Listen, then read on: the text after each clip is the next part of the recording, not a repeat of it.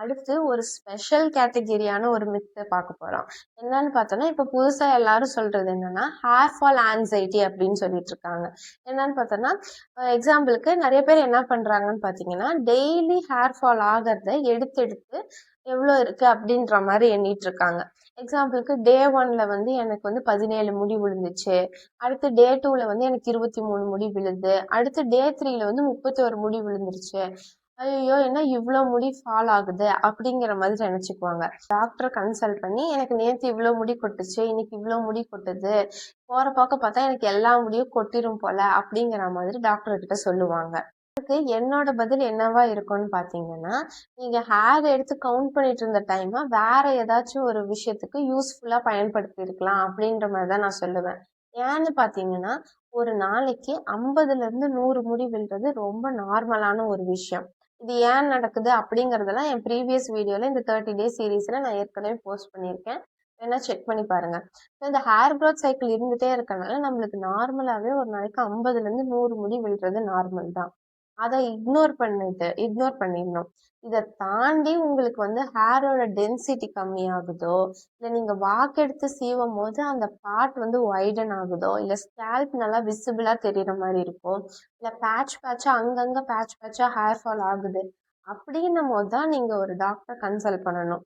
மற்றபடி இதை டெய்லி இவ்வளோ ஹேர் ஃபால் ஆகுது அப்படிங்கிறதுக்குலாம் அது ஒரு மித்து தான். அதனால நம்மளுக்கு ஹேர் ஃபால் எல்லாமே கொட்டிடுமா அப்படிங்கறதுலாம் கிடையாது.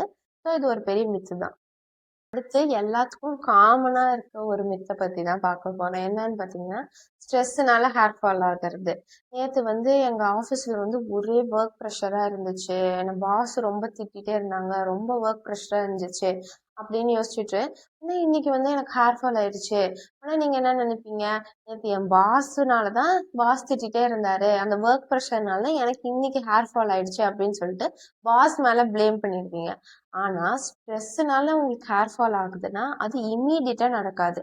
எக்ஸாம்பிளுக்கு நேத்து ஸ்ட்ரெஸ்ஸா இருந்துச்சு, இல்ல முந்தா நேத்து ஸ்ட்ரெஸ்ஸா இருந்துச்சுன்னா இன்னைக்கு ஹேர் ஃபால் ஆகிறதுக்கு சான்சஸே கிடையாது. இம்மீடியட்டா ஸ்ட்ரெஸ்னால ஹேர் ஃபால் ஆகவே ஆகாது. சில வீக்ஸா நீங்க ஸ்ட்ரெஸ்க்குள்ள இன்வால்வ் ஆயிட்டே இருந்தீங்கன்னா அதோட ரிசல்ட்டா ஃபியூ வீக்ஸ் கழிச்சு உங்களுக்கு நிறைய மேசிவா ஹேர் ஃபால் ஆக சான்சஸ் இருக்கு. இம்மீடியட்டா ஸ்ட்ரெஸ்னால ஹேர் ஃபால் ஆகாது. உடனே நீங்க இப்ப என்ன யோசிக்கணும்னு பாத்தீங்கன்னா, ஹேர் ஃபால் ஆயிடுச்சு, அப்ப இதுக்கு முன்னாடி மாசம் இல்ல இந்த மாசம் என்ன பண்ணீங்கன்னு யோசிக்கணும்.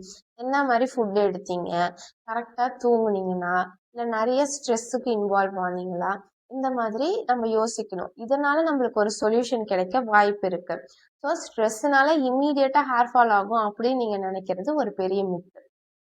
என்ன மித்து பார்க்க போறேன்னா, வீடியோஸ்ல நான் அடிக்கடி இதை பண்ணாதீங்கன்னு நான் சொல்ற ஒரு மித்து. ஆனா நீங்க அதை ரொம்ப விரும்பி பண்ணக்கூடிய ஒரு விஷயத்த பத்தி தான் பார்க்க போறோம். என்னன்னு பாத்தீங்கன்னா, home remedy experiments. Hair fall அப்படின்னு சொன்ன உடனே பல பேர் பல விஷயம் சொல்லுவாங்க. எக்ஸாம்பிள் பார்த்தீங்கன்னா, நீங்க இப்ப ஹேர் ஃபால் அப்படின்னு சொல்றீங்கன்னா, ஒருத்தவங்க என்ன சொல்லுவாங்க, ஆனியன் ஜூஸ் ட்ரை பண்ணு, ஆனியன் ஜூஸை வந்து தலைக்கு அப்ளை பண்ணிட்டு ஹேர் வாஷ் பண்ணினா நல்ல ஹேர் க்ரோத் இருக்கும் அப்படின்னு சொல்லுவாங்க. இன்னொருத்தவங்க என்ன பண்ணுவாங்க, ஆலோவேரா ஜெல் யூஸ் பண்ணு, அதுக்கப்புறம் ஹேர் வாஷ் பண்ணினா நல்லா இருக்கும்னு சொல்லுவாங்க. அடுத்து 3வது விஷயம் என்னன்னு பாத்தீங்கன்னா, கருவேப்பிலையை வந்து நல்லா அரைச்சு அதை போட்டு தேய்ச்சிட்டு அதுக்கப்புறம் ஹேர் வாஷ் பண்ணி பாருன்னு சொல்லுவாங்க. சில பேர் அந்த கருவேப்பிலையை அரைச்சதை ஹேர் ஆயில்ல போட்டு அதை அப்ளை பண்ணி பாருன்னு சொல்லுவாங்க. அடுத்து 5வது தான் ரொம்ப முக்கியமான விஷயம். நிறைய பேர் பண்றது என்னன்னா, அந்த முட்டையோட வெள்ளை இதை எடுத்து அதை அப்ளை பண்ணிட்டு ஹேர் வாஷ் பண்ணி பாரு, அப்படி ஸ்மூத்தா ஹேர் அப்படி க்ரோத் ஆகும் அப்படின்னு சொல்லுவாங்க. ஸோ ஒவ்வொருத்தவங்க ஒவ்வொன்றும் இப்படி சொல்றாங்க, இதெல்லாம் அப்ளை பண்ணி பார்த்தா எனக்கு ஹேர் ஃபால் நடந்துரும் அப்படின்னு நீங்க உடனே எல்லாத்தையும் ட்ரை பண்ண ஆரம்பிச்சிருவீங்க. இப்ப என்ன சொல்லும் தெரியுங்களா, ஐயோ சாமி என்னை விட்டுடுங்க அப்படிங்கிற மாதிரி உங்க ஸ்கேல்ப் சொல்லும். ஒருத்தவங்க சொல்றாங்க அப்படிங்கிறதுக்காக அது உங்களுக்கு செட் ஆகுதா ஆகலையான்னு தெரியாம எல்லாத்தையும் எக்ஸ்பெரிமெண்ட் பண்றது ஃபர்ஸ்ட் தப்பு. அந்த மாதிரி நீங்க பண்ணாதீங்க. உங்களுக்கு ஒரு விஷயம் ட்ரை பண்ணி பார்க்கணும்னா ஃபர்ஸ்ட் அதை கொஞ்சமா அப்ளை பண்ணிட்டு அதனால ஏதாவது இரிட்டேஷன் வருதா, இச்சிங் இருக்கா, பர்னிங் இருக்குன்னா அதை அவாய்ட் பண்ணிடுங்க. உங்க ஸ்கேல்புக்கு எது வந்து ஒத்து வருதோ அதை யூஸ் பண்ற மாதிரி பாத்துக்கோங்க.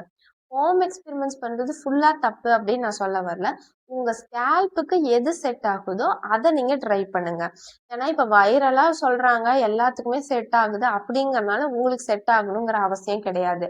ஏன்னா அவங்களுக்கு இருக்க ஸ்கேல்ப் டைப் வேற, உங்களுக்கு இருக்க ஸ்கேல்ப் டைப் வேற.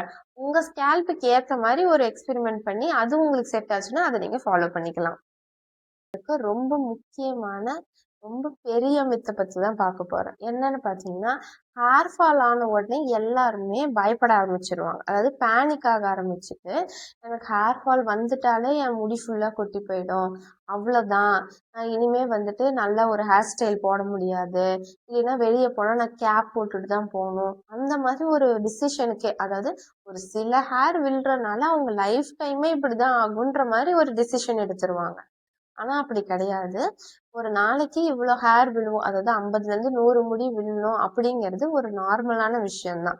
ஏன்னா ஹேர் க்ரோத் சைக்கிள் நம்ம உடம்புல மாறி மாறி நடந்துட்டே இருக்கு. ஸோ அதனால நம்மளுக்கு ஹேர் ஃபால் ஆகுறது ரொம்ப நார்மலான விஷயம்தான். அதனால கொஞ்சம் ஹேர் விழுந்த உடனே இவ்வளோ பெரிய லைஃப் டிசிஷனே இப்படிதான் இருக்கும் அப்படிங்கிற அளவுக்கு நம்ம நினைக்கிறது ரொம்ப தவறான விஷயம்.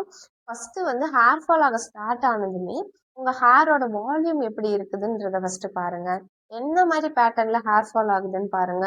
உங்க ஹேர் எப்படி இருக்கு அப்படிங்கறத பாருங்க. உங்க ஸ்கேல்ப்ல ஏதாவது இரிட்டேஷன் இருக்கா, இல்ல வந்து உங்க ஸ்கேல்ப்ல பேட்சா ஹேர் ஃபால் ஆகுதா, இல்ல நீங்க வாக்கு எடுத்து செய்யும் போது வாக்கோட அகலம் அதிகமாகுதா, ஹேரோட டென்சிட்டி எப்படி இருக்கு, இந்த மாதிரி எல்லா விஷயத்தையும் ஃபர்ஸ்ட் பாருங்க. உடனே அதோட காசு என்ன அப்படின்னு தேடுறதுக்கு முன்னாடி என்ன ப்ராடக்ட் யூஸ் பண்ணலாம் தான் எல்லாருமே தேடுறாங்க.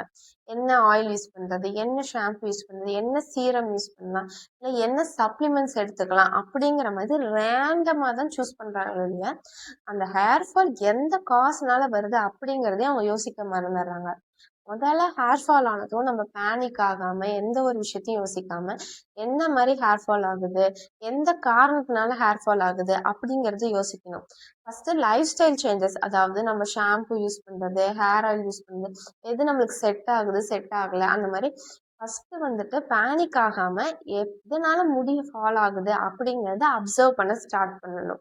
எடுத்த உடனே ஒரு சொல்யூஷன் தேடாம ஃபர்ஸ்ட் என்ன காசுன்னு தேடி அதுக்கேற்ற மாதிரி ஒரு சொல்யூஷன் தேடும் போது நம்மளுக்கு ஈஸியா ஹேர் ஃபாலை ப்ரிவென்ட் பண்ணிக்கலாம். இதில் இவ்வளோ பார்த்தோம். இப்போ ஒரு சிம்பிளா ஒரு கேம் விளையாடலாம். என்னன்னு பார்த்தீங்கன்னா, நான் சொன்ன இந்த மித்துல எது நீங்க இது வரைக்கும் நம்பிட்டு இருந்தீங்க, இது மித்துன்னு தெரியாம எது நம்பிட்டு இருந்தீங்க அப்படிங்கிறத கமெண்ட் செக்ஷன்ல மென்ஷன் பண்ணுங்க. நான் யாரையும் பிளேம் பண்ற மாதிரி சொல்லல. சில பேர் ஃபாலோ பண்றது இதெல்லாம் மித்து, இதெல்லாம் ஃபேக்ட் அப்படிங்கிற மாதிரி இருக்கிறத நான் உங்களுக்கு புரியும்படியா சொன்னேன். இன்னைக்கு டே 13 வீடியோல நம்ம இந்த மித்தெல்லாம் பார்த்தோம். அடுத்து டே 14ல என்ன பார்க்க போறோம்னு பார்த்தீங்கன்னா, ஃபீவர் இல்லை ஏதாவது ஒரு அக்யூட்டான ஒரு கண்டிஷன், அதாவது ஒரு டிசீஸ் வரதுனால நம்மளுக்கு நிஜமா ஹேர் ஃபால் ஆகுமா, அதுக்கு என்ன பண்ணலாம் அப்படிங்கிறத டே 14ல நம்ம பார்க்க போறோம். நான் உங்கள் டாக்டர் ரச்சியா ஸ்ரீனிவாசன். இந்த 30 டேஸ் சீரீஸ் உங்களுக்கு பிடிச்சிருந்ததுன்னா லைக் பண்ணுங்க, உங்க ஃப்ரெண்ட்ஸ் அண்ட் ஃபேமிலிக்கு ஷேர் பண்ணுங்க. மறக்காம நம்ம சேனலை சப்ஸ்கிரைப் பண்ணி பெல் ஐக்கான் கிளிக் பண்ணி வச்சுக்கோங்க. இந்த 30 டேஸ் சீரீஸை மறக்காம ஃபாலோ பண்ணிக்கோங்க. நன்றி. Treatment and health awareness videosக்கு subscribe to our channel, bell icon press பண்ணி latest updates பெறுங்கள். Stay healthy with us. நன்றி.